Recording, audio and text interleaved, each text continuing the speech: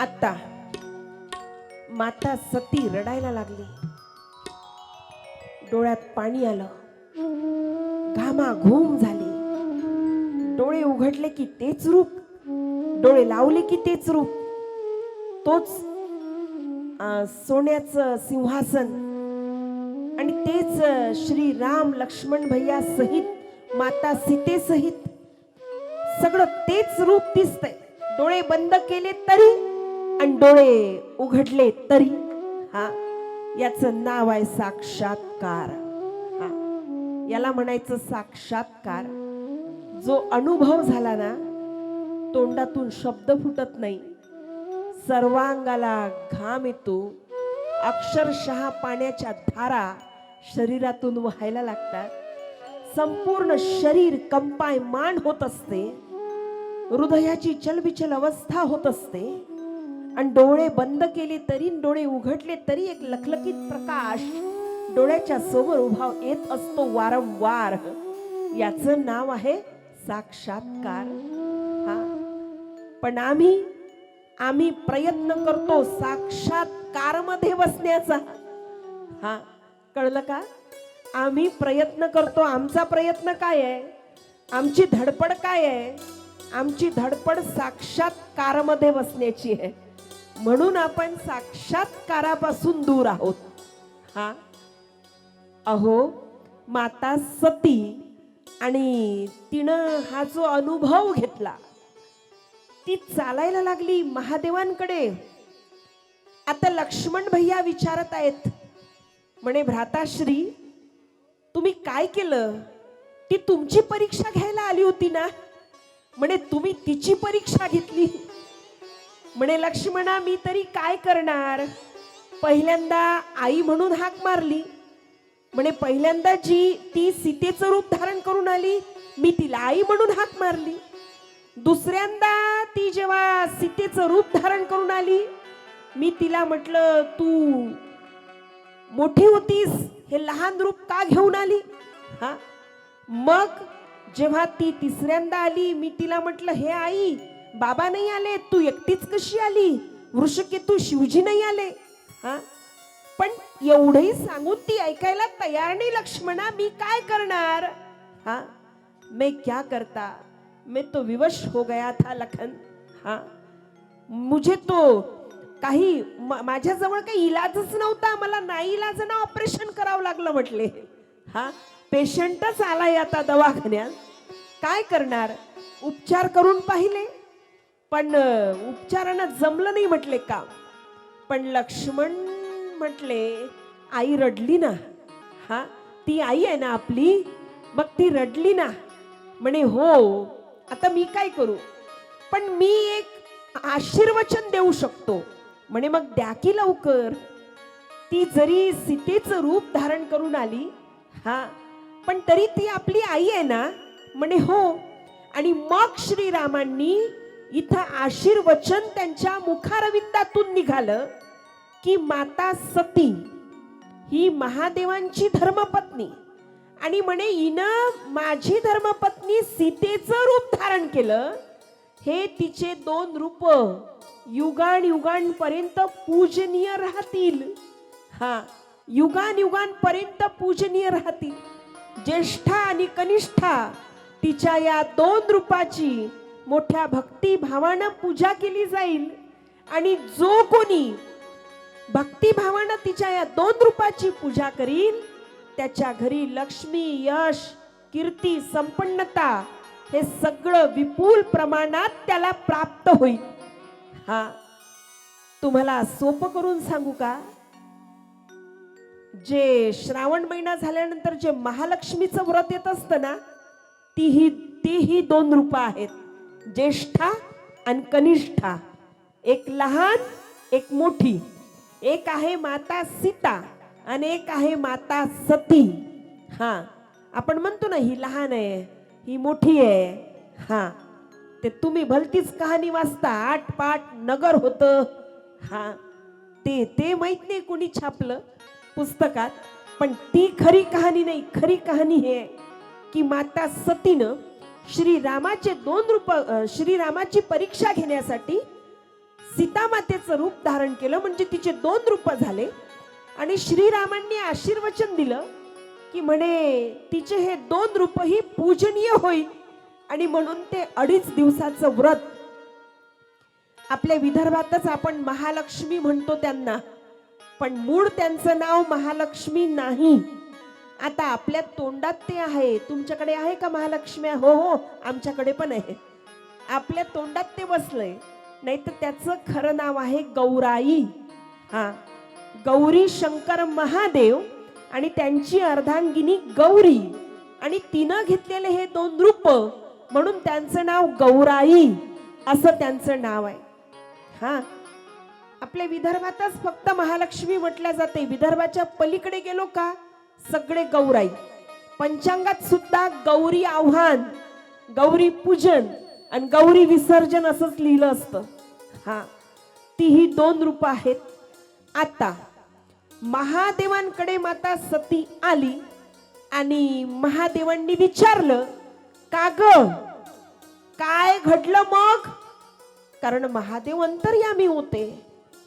जशी माता सती निघाली, श्रीरामांनी मनोमन प्रार्थना केली, काय देवा धर्मसंकटात टाकता महादेवा तुम्ही मला. हा, तुम्ही तिथं थांबले आणि एकट्या आई साहेबांना दिलं पाठवून. हा, पण काही का असे ना, ऑपरेशन सक्सेस झालं म्हटले श्रीराम. जागेवरूनच महादेवांना सांगितलं म्हणे ऑपरेशन सक्सेस झालं. तुमच्या भाषेत सांगायचं झालं तर व्हॉट्सअप मेसेज केला श्रीरामांनी हा महादेवांना. आता महादेव कडून चुकले होते, काय नेमकं घडलंय. पण महादेवांनी विचारलं म्हणे, का ग तू गेली होती ना, काय घडलं मग? आता जे घडलं ते सांगावं की नाही. पण माता सती महादेवाची अर्धांगिनी असून सुद्धा स्त्रीचा स्वभाव तिला आड आला. आणि तिनं काय सांगितलं म्हणे, काय हो माझा काय तुमच्या शब्दावर विश्वास नाही? तुम्ही सांगितलं ना ते विष्णू आहेत. मी म्हटली विश्वास ठेवला तुमच्या शब्दावर. अशी गेले, फिरले, त्यांना पाहिलं आणि मी परत आले. महादेव म्हटले, अगं मी तुला विचारतोय खरंच सांग. म्हणे हो, परीक्षा घ्यायचं कामच पडलं नाही. मी जशी गेले तशी परत आले, त्यांना पाहिलं फक्त, माझी खात्री पटली, तुमचे शब्द आठवले आणि मी परत आले. हा, ती महादेवाची धर्मपत्नी होती, पण तरी स्त्रीचा स्वभाव तिला आड आला. कोणता कोणता स्वभाव स्त्रीचा? हा, स्त्रीच्या स्वभावाचं वैशिष्ट्य हे आहे की ती अगदी सहज खोटं बोलू शकते. टाळ्या नका वाजवू, पण स्त्रीच्या स्वभावाचं हे वैशिष्ट्य आहे महाराज. ती सहज खोटं बोलू शकते. एखाद्याचं जीव वाचवण्यासाठी खोटं असेल मग ते खोटं नाही. हा, पण हा आता तुम्हाला माहित आहे घरची सवय, त्यांना सांगावं लागतं 8 दिवस किराणा संपला, मग 9व्या दिवशी किराणा घरात येतो. ही सवय तुम्हाला माहित आहे. तुम्ही खोटं बोलता, ते खोटं बोलणं नाही. त्यात तुमच्या संसाराचं हित आहे. हा, ते खोटं बोलणं नाही. पण तरीही जर विचार केला तर पुरुषाच्या तुलनेमध्ये स्त्री, हे शास्त्रज्ञाचं संशोधन आहे बरं, हे काही माझं नाही. हा, हे तुलसी बाबांनी लिहिलेल्या रामकथेमधलं वर्णन आहे सगळं. हा, तरीही जर विचार करतो म्हटलं तर पुरुषाच्या तुलनेत स्त्री ही सहज खोटं बोलू शकते. पुरुषांना जमत नाही असं नाही खोटं बोलायला, जमतं त्यांना, पण फार विचार करून नाईलाजानं. पण स्त्री तर सहज. हा, आणि म्हणून जेव्हा जेव्हा या पुरुष मंडळींनाही खोटं बोलायचं असतं ना, ते स्त्रीला समोर करतात. हा, घे घे, उचल उचल, फोन उचल, फोन उचल, सांग सांग, मी घरी नाही म्हणाव, सांग सांग. मग ती विचारते, फोन आहे ना तुमचा, फोन. ती विचारते, फोन आहे ना, मी काय सांगू, सांग सांग. गेले बाहेर म्हणाव, घाई घाईत राहिला त्यांचा फोन इथंच. हा, पहा ना तुम्ही, अनुभव घ्या. माझ्यापेक्षा प्रपंचाचा अनुभव तुम्हाला जास्त आहे. मी तरी फक्त कोरोनाच्या 2च वर्षात प्रपंचाचा अनुभव घेतला. पण तुम्ही तर रोज प्रपंचाचा अनुभव घेता. हा असंच होतं, जेव्हा जेव्हा खोटं बोलायचं असतं, हा जमत नाही. हे 2 वाक्य जरी बोलायचे असले तरी यांना जमत नाही हो. हा कळलं का? जमत नाही. हे 2 वाक्य जरी 2 शब्द जरी बोलायचे असले तरी पुरुष मंडळींना जमत नाही बरं का. हा ते म्हणतात नाही नाही तूच सांग तूच सांग तूच सांग. यावर्षी जरा आपल्याला कापूस कमी झाला, भाव नाही आला, घाटा आहे. आता यावर्षी म्हणाव त्यांना आपल्याला पैसे देणं जमत नाही, सांग तूच सांग. हा मग ती आपली सांगते. गुड्डीची 10वी, हा बबल्याची 12वी, त्यात सासरेचं औषध पाणी, ती आपली सांगते मग मसाला तिखट मीठ लावून. हा तिच्या स्वभावाचं वैशिष्ट्य आहे हे. ती सहज खोटं बोलू शकते, सहज. हा सहज. तिला काही ठरवावं लागत नाही, तिला काही पाठांतर करावं लागत नाही, सहज खोटं बोलू शकते ती. फक्त विचारावं आपल्याला कुणी की का ग आज सकाळी माझा पॅन्ट धुतला ना? हो हो धुतला. हा तेच म्हणतो मी, इथं अटकवला होता तो पॅन्ट धुतला का? हो हो इथं अटकवला तोच धुतला. हा तेच तर विचारतोय मी. तुला दिसली का काही 500ची नोट बीट होती त्या पॅन्ट मध्ये? हा आपण कबूल करतो का हो? करतो कबूल? वास्तविक कबूल केल्यानं काय फाशी मिळणार आहे का? हा पण कबूल करतो का? हा तुमच्या पॅन्ट मध्ये. हा 20 वर्ष झाले लग्नाला, 1 रुपयाचं नाणं नाही सापडलं अजून. हा आपण कबूल करतो का? हा अहो असंच आहे ते, असंच आहे. काय दिवाळी झाली का महिला मंडळींचं बोलणं ऐकाव. काय बाई आम्ही माहेरी जातो, माझा भाऊ मोठाच गुणाचा, तो जरी का रोज भट्टीवर जाणार पण तरीही सांगते माझा भाऊ, आम्ही 3घी बहिणी आहे, 3घी बहिणी, पण माझा भाऊ आम्हाला 3घींना नाही कधीच बिना साडीनं पाठवत नाही, दरवर्षी साडी घेतो. वास्तविक साडी बॅगेत इथूनच गेली असते. हा इथूनच गेली असते साडी, ती सुखरूप बॅगेत पोचते माहेरी विदाउट एनी रिझर्वेशन. हा काय प्लॅनिंग आहे हो. हा काय मोठं प्लॅनिंग. आणि तिकडून आल्यानंतर स्वतःहूनच त्या शेजारणीला वेळही नाही पाहायला, पण तरी स्वतःहूनच पहा ना यावर्षी अशी साडी घेतली. नाही नाही दरवर्षी साडी घेतो माझा भाऊ, दरवर्षीच साडी घेतो. हा अहो स्त्रीचा स्वभाव आहे, ते वैशिष्ट्य आहे, ती सहज खोटं बोलू शकते. आणि हा स्वभाव सती मातेला आड आला आणि सती माता अगदी सहज खोटं बोलली. या फार फार स्वागत. वर्धा जिल्हा आणि वर्धा जिल्ह्यामधलं एक तडफदार युवा व्यक्तिमत्व, वर्धा जिल्हा भाजपा अध्यक्ष आदरणीय सन्माननीय श्री सुनील भाऊ गफाट या ठिकाणी आलेले आहेत.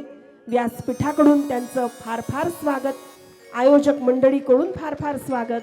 श्रीरामचंद्र प्रभु की जय जय श्रीराम.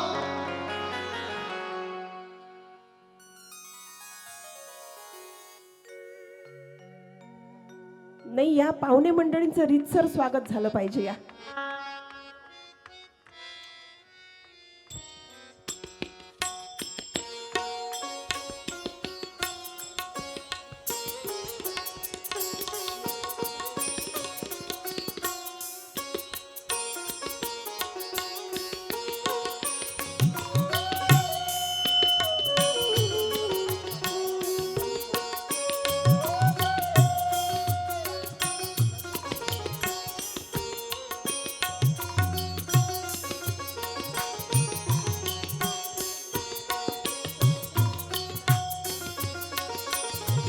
आता सती स्त्रीच्या स्वभावाचं वैशिष्ट्य, आणि म्हणून ती सहज खोटं बोलली.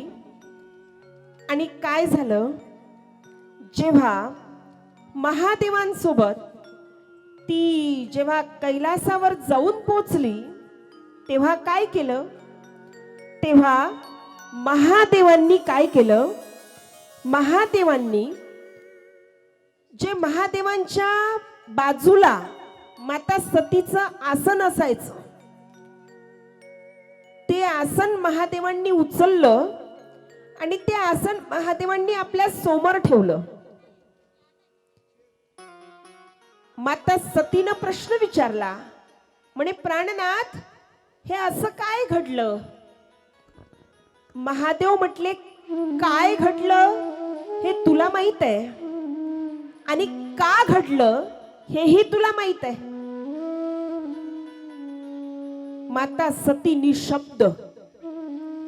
मंडळी विचार करा, इष्टदेव राम आणि रामाची सहचरणी माता सीता थोड्या वेळासाठी का होईना, काही क्षणासाठी का होईना, तू माता सीतेचं रूप धारण केलं आणि म्हणून आता तू माझ्या बाजूला माझी धर्मपत्नी म्हणून बसू शकत नाही, माझी सहचरणी म्हणून बसू शकत नाही, तुला माझ्या समोर बसावं लागेल. महादेवांनी बाजूचं आसन उचललं आणि आपल्या समोर आसन टाकलं. ही भारतवर्षाच्या संस्कृतीची गरिमा आहे. ही भारत देशामधल्या संस्कृतीची व्यापकता आहे. ही भारतीय संस्कृतीची मर्यादा आहे. आणि रामकथा ही भारतीय संस्कृतीचं दर्पण आहे. रामकथेच्या कानाकोपऱ्यातून भारतवर्षाच्या पवित्र संस्कृतीचंच दर्शन आपल्याला होत असते. किंबहुना त्या संस्कृतीचं दर्शन होण्यासाठीच रामकथा रूपी दर्पणाच्या समोर आपल्याला उभं राहिलं पाहिजे. हा भारतीय संस्कृती म्हणे श्रीराम माझे इष्टदेव आहेत आणि त्यांच्या पत्नीचं रूप तू धारण केलंस. तू माता सीता झालीस काही क्षणासाठी का होईना, पण तू स्वतः माता सीतेचं रूप धारण केलं आणि तू आता माझ्या बाजूला माझी सहचरणी म्हणून बसू शकत नाही, तर तुला आता माझ्या समोर बसावं लागेल. आता तू माझ्यासाठी आदरणीय आहेस. हा ही भारतवर्षाची दिव्य संस्कृती आणि या दिव्य संस्कृतीचं वर्णन शिगोतार हा असं या राम कथेमध्ये आलंय. हम कथा सुनाते राम सकल गुण धाम की, हम कथा सुनाते राम सकल गुण धाम की, ये रामायण पुण्य कथा श्री राम, ये रामायण पुण्य कथा श्री राम. जय श्री राम. ताली की सेवा करते प्रेम से.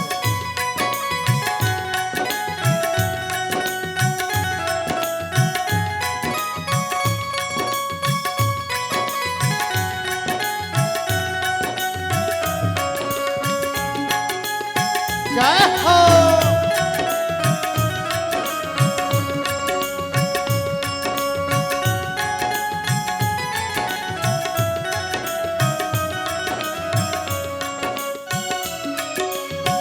जम्बूद्वीपे भरत खंडे आर्यावर्ती भारत वसे एक नगरी है, विख्यात अयोध्या यही जन्म भूमि है परम पूज्य श्री राम की. हम कथा सुनाते राम सकल गुण धाम की, ये रामायण है पुण्य कथा श्री राम की. जय श्री राम. तालियों के साथ.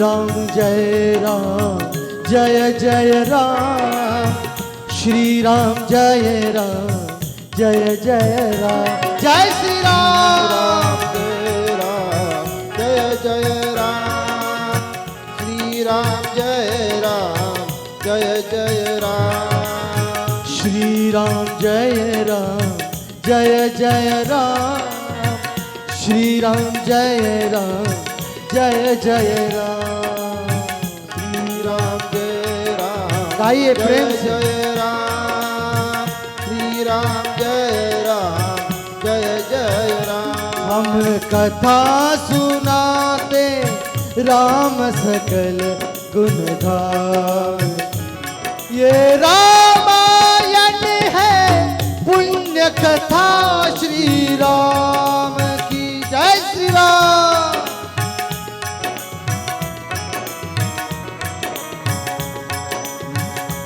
ये रामायण है पुण्य कथा श्री राम की ये रामायण है पुण्य कथा श्री राम ये रामायण है पुण्य कथा श्री राम की। बोले श्री रामचंद्र प्रभु की जय।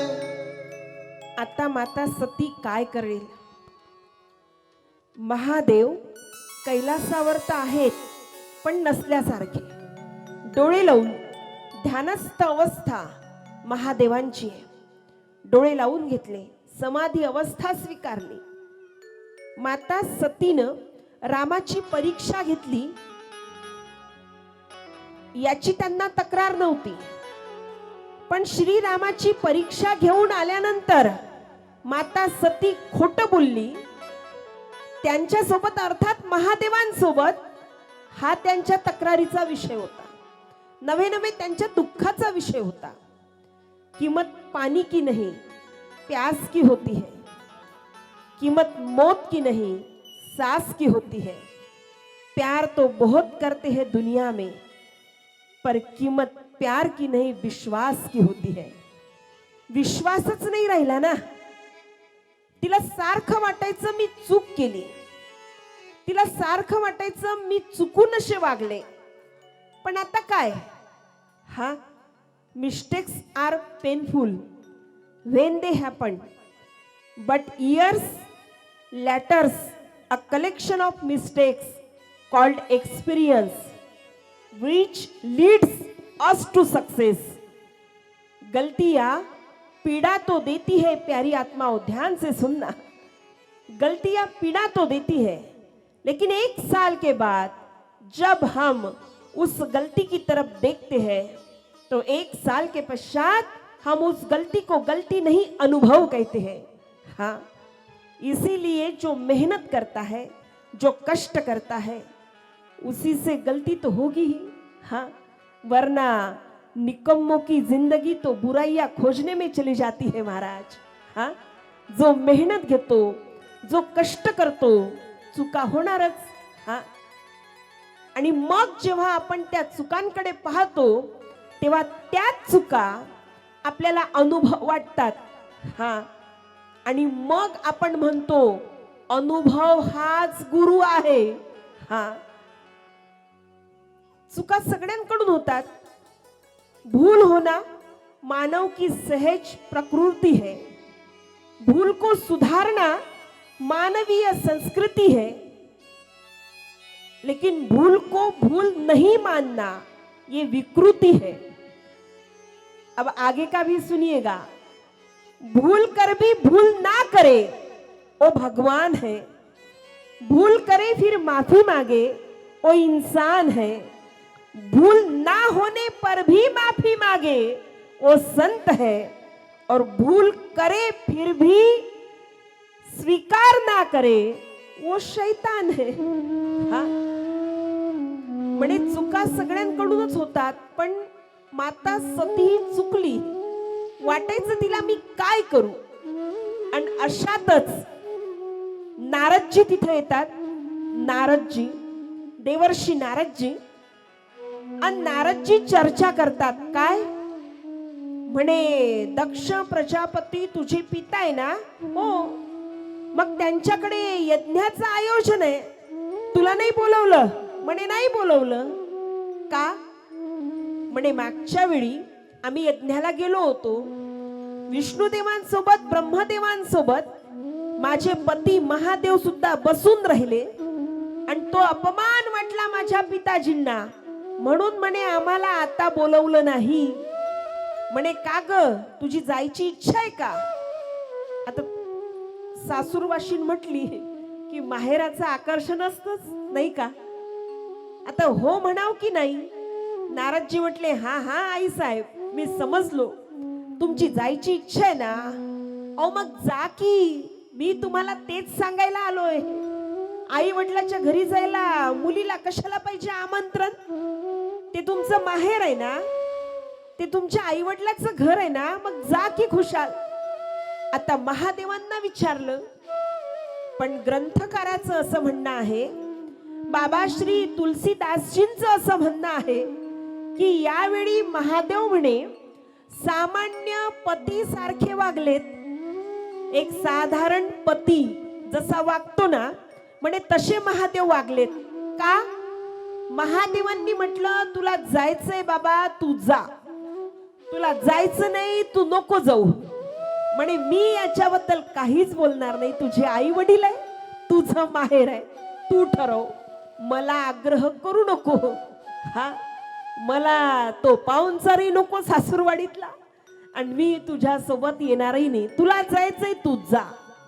विचार करून करून देवी सतीनं शेवटी निर्णय घेतलाच आणि ती माहेरी आली.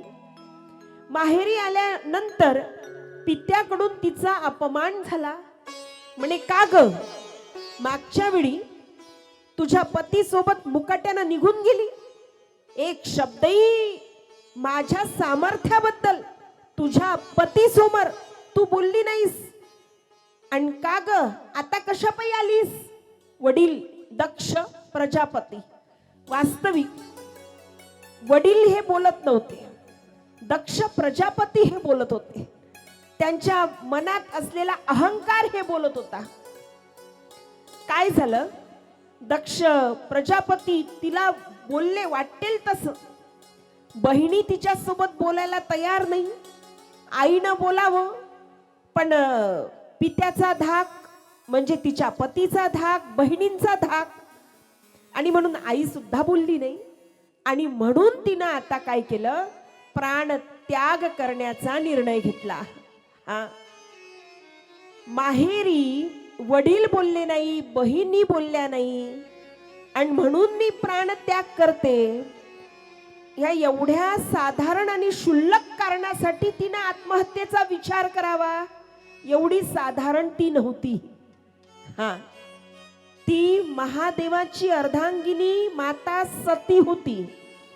महादेव योगीश्वर आणि माता सती योगिनी. हा, योगीश्वर, बरं. हा, गी शब्द वापरलाय, गी वेलेंटी आहे, मात्रा नाही, नाही तर योगेश्वर म्हणजे कृष्ण होतो. हा, माता सती ही योगीश्वर, योगी महादेवाची सहचरिणी परम योगिनी होती. एवढ्या साधारण कारणासाठी ती प्राण त्यागाचा निर्णय घेईल, एवढी साधारण ती नव्हती ना. तिनं विचार केला, कैलासावर महादेवांनी माझा त्याग केला, माहेरी सुद्धा माझ्यासोबत बोलायला कोणी तयार नाही, आणि आता मला प्राण त्याग केला पाहिजे, म्हणून ती यज्ञशाळेमध्ये आली. यज्ञशाळा म्हणजे जिथं यज्ञ केला जातो, यज्ञ मंडप, त्या यज्ञ मंडपामध्ये आली आणि यज्ञाच्या समोरासमोर सहज आसन घालून बसली. सहज आसन म्हणजे काय? जी मांडी घालून तुम्ही बसले ना त्याला सहज आसन म्हणतात. हा, सहज आसन. सहज आसन घालून यज्ञ भिमुख दिशेनं म्हणजे यज्ञाच्या समोरासमोर ती बसली. आता तुम्ही इथेही ऐकलंय, तिनं म्हणे यज्ञात उडी दिली, असं झालं नाही बरं. हा, नीट ऐका. तिला यज्ञात उडी द्यायची काय गरज, ती परम योगिनी होती. काय केलं तिनं,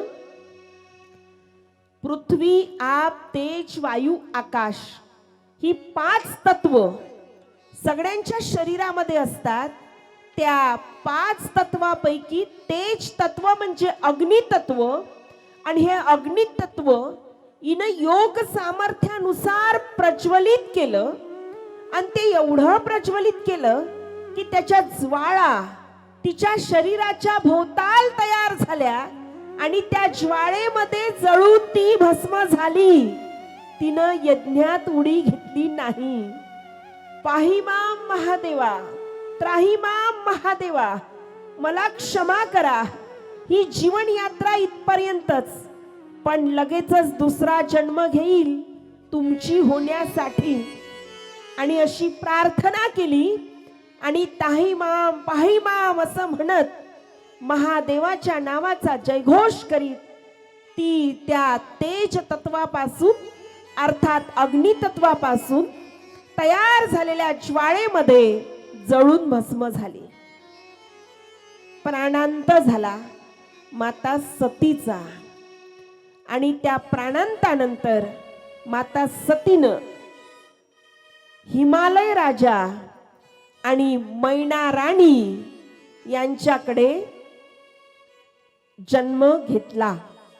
पर्वतांचे राजा हिमालय आणि त्यांची धर्मपत्नी राणी मैना हिच्या उदरातून माता सतीनं दुसरा जन्म घेतला. आता ते मधात फार मोठा विषय येतो. एक जटा उपटली महादेवानी, वीरभद्र नावाचा पुरुष तयार केला, मग त्याला पाठवलं. दक्षाच्या यज्ञशाळेचा विध्वंस झाला. दक्षाचं शिर धडाच्या वेगळं झालं. देवी देवता आले, दक्ष राजाला बकऱ्याचं शिर लावलं. इकडे जळलेलं कलेवर ते घेऊन कैलासाकडे निघाले. कलेवर म्हणजे मृत शरीर. ते जळलेलं कलेवर घेऊन कैलासाकडे निघाले. आणि यावेळी या सती मातेच्या शरीराचे तुकडे जळलेलं होत ना शरीर, मग ठिकठिकाणी त्याचे तुकडे पडले. आणि धरतीवर पृथ्वीवर जिथं जिथं माता सतीच्या शरीराचे तुकडे पडलेत तिथं तिथं जगदंबेचं एक एक शक्तीपीठ तयार झालं. 108 असंही आहे, 111 असंही आहे आणि 51 असंही आहे. वेगवेगळ्या ग्रंथात वेगवेगळे आकडे दिले. तुम्ही तिकडे डोकं लावायचं नाही, तुम्ही फक्त एवढंच ऐकायचं. 108, 111 का 51 एवढं आपण विचार करू तर समोरच्या कथेकडे जाणार नाही. एवढं लक्षात ठेवा की जळलेल्या कलेवर माता सतीचं नेत असताना तिच्या शरीराचे ठिकठिकाणी तुकडे पडलेत आणि त्यापासून जगदंबा शक्ती मातेचं एक एक शक्तीपीठ या पृथ्वीवर तयार झालं. आणि आम्ही भाग्यवान, 3.5 शक्तीपीठ महाराष्ट्रात आहे, एवढं लक्षात ठेवा. 3.5 शक्तीपीठ आपल्या महाराष्ट्रामध्ये आहे. सगळ्यात पहिलं महाराष्ट्राची कुलस्वामिनी माता भवानी, जिनं आपल्या हातात तलवार घेतली आणि शिवछत्रपती महाराजांच्या हाती तलवार दिली, ती महाराष्ट्राची कुलस्वामिनी तुळजापूर वासिनी माता भवानी. त्यानंतर करवीर निवासिनी, करवीर नगर म्हणजे कोल्हापूर, कोल्हासूर या राक्षसाला तिनं मारलं आणि तेव्हापासून कोल्हापूर हे नाव त्या नगराला पडलं. करवीर निवासिनी माता महालक्ष्मी, अंबाबाई हिला म्हणतात. कोल्हापूरची अंबाबाई असंही म्हटलं जातं. बऱ्याचदा असा प्रश्न उठतो की मग ही महालक्ष्मी नाही का, मग ही अंबाबाई आहे का? पण संस्कृत मध्ये आईला अंब असं म्हणतात आणि म्हणून देवीचं प्रत्येक रूप अंबाबाई आहे. पण तरीही कोल्हापूरला जी आहे ती महालक्ष्मी आहे. तिरुपती बालाजीची यात्रा केल्यानंतर आजही बरेच श्रद्धाळू भाविक माता लक्ष्मीचं दर्शन घेण्यासाठी कोल्हापूरला जात असतात. तिरुपती बालाजीवरून दरवर्षी दिवाळीला आणि दरवर्षी संक्रांतीला कोल्हापूरच्या महालक्ष्मी आईसाठी भरजरी सोन्याच्या तारांनी विणलेला असा शालू येत असतो दरवर्षी दिवाळीला आणि मकर संक्रांतीला. हा, याचा अर्थ ती अंबाबाई नाही, ती महालक्ष्मीच आहे.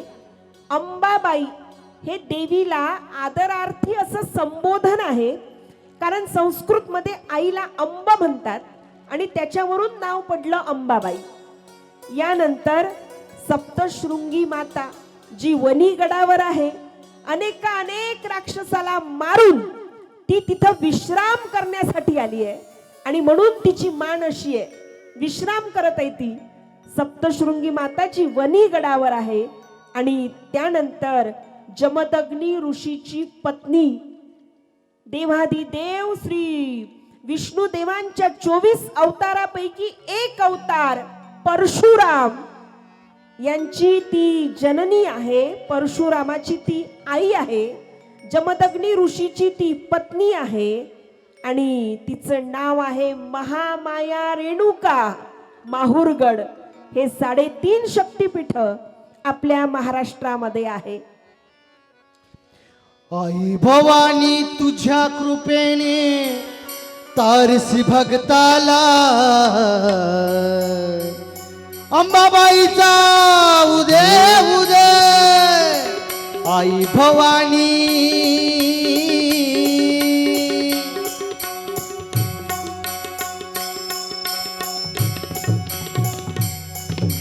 आई भवानी तुझ्या कृपेने तारसी भक्ताला, अगाध महिमा माय माऊली वारी संकटाचा.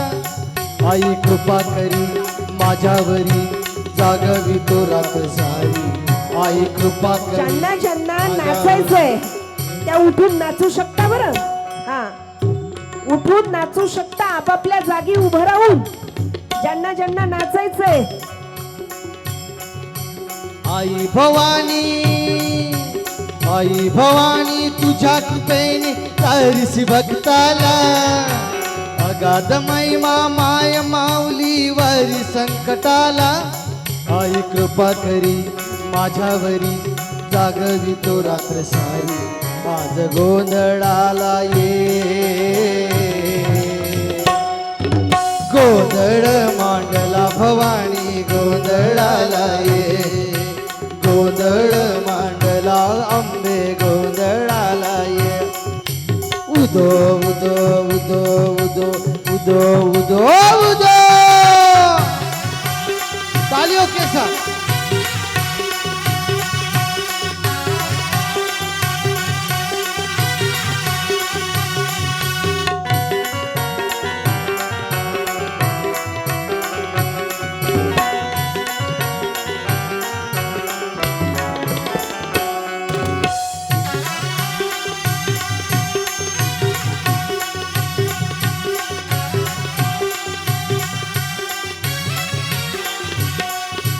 गळ्यात घालून कवड्याची माळ, पायात बांधली चाळ, हातात पडली तुला ग आवडी, वाजवी तो संबळा.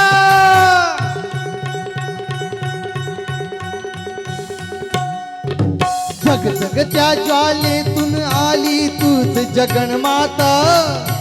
भक्ती दाटून येते आई नाव तुझे घेता. आई कृपा करी माझ्यावरी जागवी तो रात्र सारी. आई कृपा करी माझ्यावरी जागवी तो रात्र सारी. आज गोंधळाला ये,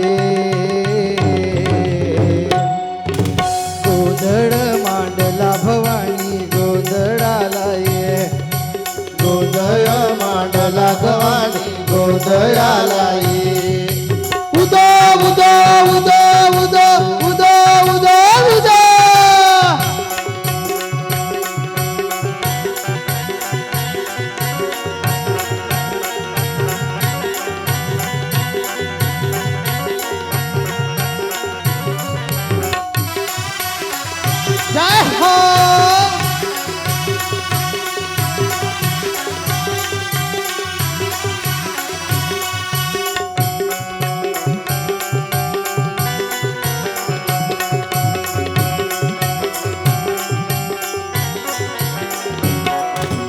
सौख्य मागलं निक ज्योती उर आकाशाचा ग सौख्य भरिला माणिक मोती मंडप आकाशाचा हात जोडणी करुणा भागतो उद्धा कर्णावाचा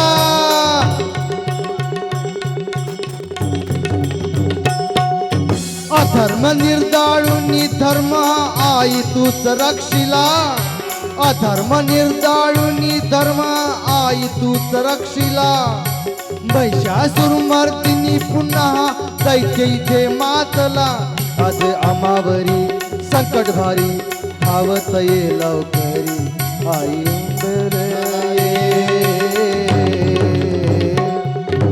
गोंधळ मांडला भवानी गोंधळाला ये गोंधळ मांडला ग अंबे गोंधळाला ये उदा उदा उदा उदा उदा उदा उदा